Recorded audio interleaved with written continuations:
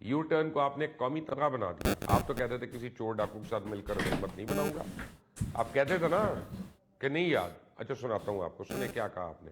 پرویز الہی جو اس پنجاب کا سب سے بڑا ڈاکو ہے.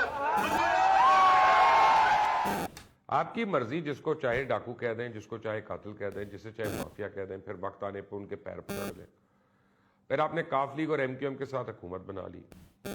سوری میں بھول گیا تھا, آپ نے تو ابھی بہت کچھ کہا ہوا ہے. عوام کا حافظہ کمزور ہے. چلیں یاد کراتا ہوں کچھ نہ کچھ. آپ نے تو یہ بھی کہا تھا نا کہ آزاد امیدوار کو تو کسی صورت گھاس نہیں ڈالوں گا. کہا تھا کہ نہیں؟ کہنا جی کہ میں انڈیپینڈنٹ لڑ کے اور اس کے بعد تحریک انصاف کے اندر جاؤں گا, ان کو آپ نے مسترد کرنا ہے. آپ یہ انڈیپینڈنٹ کو ووٹ نہ دینا. جو بھی یہ کہنا جی کہ میں جیت کے تحریک انصاف میں آ جاؤں گا, تحریک انصاف میں آنے کی کوشش نہ کرنا. آپ کی جگہ نہیں ہوگی تحریک انصاف میں اگر آپ جیت بھی گئے. پھر جہانگیر ترین کے جہاز نے جس طرح پرواز کی, آزاد امیدوار ڈھونڈے, ایک الگ ہی تاریخ رقم ہو.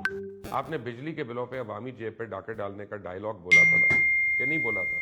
یاد کراؤں.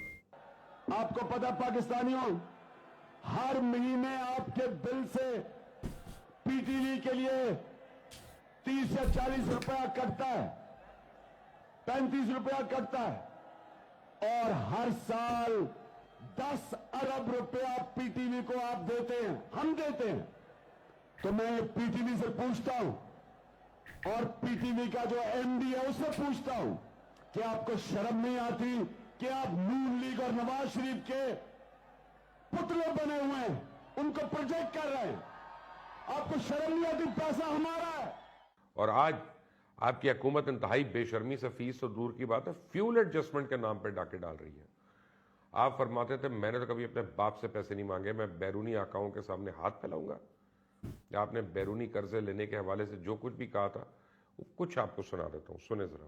یہ کبھی امید نہ رکھنا اگر عمران خان کا آپ کا پرائم منسٹر ہو تو بھاگا پھرے دنیا میں پیسے مانگتے ہوئے.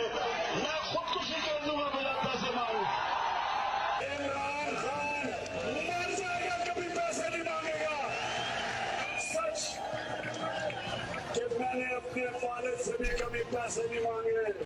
ہم نے کبھی نہ امریکہ نہ آئی ایم ایف کسی سے بیکاریوں کی طرح قرضے نہیں لینے, ایڈ نہیں لینی. اور پھر آپ نے ایک نئی تاریخ رقم کر دی. یاد ہے نا سعودی عربیہ کے ساتھ جن شرطوں پہ آپ نے $3 ارب لیے, آئی ایم ایف کی رقم لی, وہ تو پہلے کبھی ہمیں ایسی شرائط نہیں ملی. آپ نے تو پاکستان کا عزت سے قرضے لینے کا آپشن بھی ختم کر دیا. آپ نے اپنے جھوٹے اور کھوکھلے نعروں کے دفاع میں یہاں تک کہہ دیا یو ٹرن نہ لینا ہٹلر اور نیپولین کی میراث ہے, اس کے بغیر بڑی کامیابی ملتی ہی نہیں. خان صاحب یو ٹرن نہیں کہتے, اس کو جھوٹ کہتے ہیں, یا پھر سنگین غلطی جو اگر قوم کے سربراہ سے ہو تو ملک برباد ہو جاتے. ویسے میرا پرسنل اوپینین یہ ہے, آپ یو ٹرن نہیں لیتے, آپ تو راؤنڈ اباؤٹ پہ ہیں, گھومی جا رہے ہیں, کوئی ٹرن بھی نہیں لے رہے. اور دیکھیں جس طرح اس ملک کے 2.25 کروڑ عوام نے تحریک انصاف سے دھوکہ کھایا, ان کو ووٹ دیا, میں بھی ان میں سے ایک تھا. لیکن اللہ کا شکر ہے مجھے تو بہت پہلے پتہ چل گیا تھا, اور وہ سب کچھ نظر آ گیا تھا, جو آج 3.5 سال گزرنے کے بعد لوگوں کو سمجھ آ رہی ہے. مجھے پہلے کیسے پتہ چل گیا کہ عوام کے ساتھ ہاتھ ہو گیا؟ کیونکہ میں اس بات کا گواہ ہوں کہ عمران خان کو بتانے کے باوجود غلط لوگوں کو لگایا گیا. میں نے خود بتایا کئی باری, ہمیں اقتدار میں آنے سے پہلے بتایا گیا تھا کہ عمران خان تو ایسی ٹیم بنانے کا ماہر ہے جو ہر حال میں جیتتی ہے. ہماری ٹیم میں وہ لوگ ہوں گے جن میں لیڈرشپ ایبلٹی ہوگی, ہائی سٹینڈرڈ آف انٹیگریٹی ہوگی, یعنی انتہائی ایماندار اور پروفیشنل ایکسپیرینس, تجربہ کار. پھر کیا ہوا؟ ہمیں ملا کیا؟ ہمارے مستقبل کا فیصلہ کرنے کے لیے کس کس کو ہم پہ مسلط کر دیا گیا, اور ایک لمبی فہرست ہے. ایسے ایسے لوگوں کی کیا عقل دنگ رہ جاتی ہے. ہر شاخ پہ ایک ایسا ایسا جادوگر بیٹھا ہے جنہیں خوشامدیوں کے منتر اور تہمتیں لگانے کے علاوہ کچھ آتا ہی نہیں ہے. اور صورتحال یہ ہو گئی ہے کہ حکومت میں برین ڈرین کے ساتھ وزیروں کا معیار ہی گرتا جا رہا ہے. آپ کہتے ہیں میں اکیلا کچھ نہیں کر سکتا. بھائی اگر آپ اپنے نیچے اپنے سے عقل مند آدمی برداشت ہی نہیں کر سکتے تو اکیلے ہی رہنا نا آپ نے. نہیں, اب وہی ہوا نا. کہا تھا میری کابینہ کی فوج نہیں ہوگی, 20 لوگ ہوں گے, بلکہ 18 لوگ ہوں گے, اسی سے ملک چلاؤں گا.